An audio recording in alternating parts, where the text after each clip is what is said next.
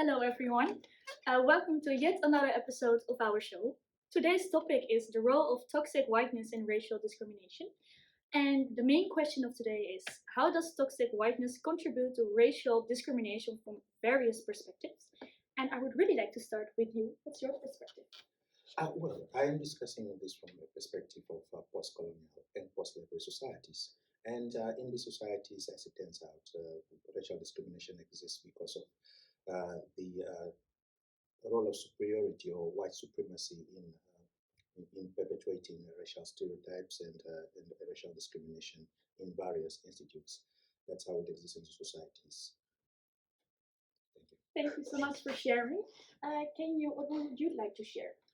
Well, I would like to talk about one example case of what Elias has just talked about, and it is about various studies that showed how whiteness and how issue of whiteness can be manifested even in simple things like names. For instance, these studies showed you would have much higher chance of getting invited to interviews when applying for jobs if you have Finnish sounding names in comparison to, let's say, Somali or Iraqi sounding names.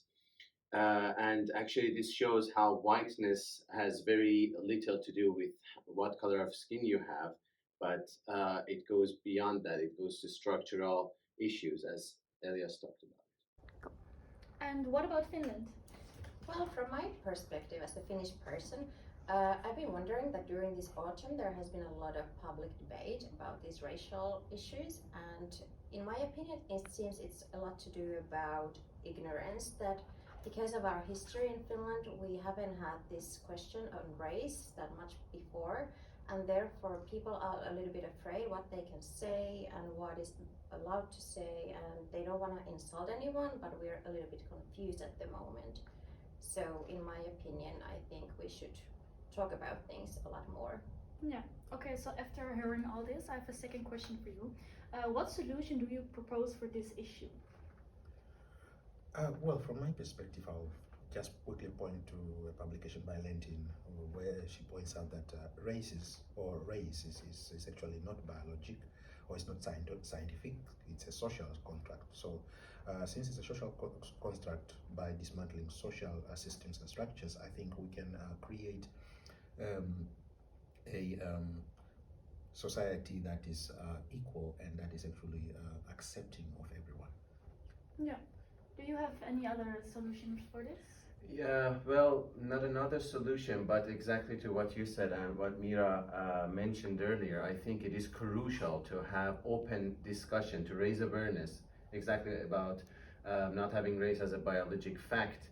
But in order to be able to raise awareness, we must be able to discuss these openly and freely, and in some instances risk being insulting to others. But this is very important.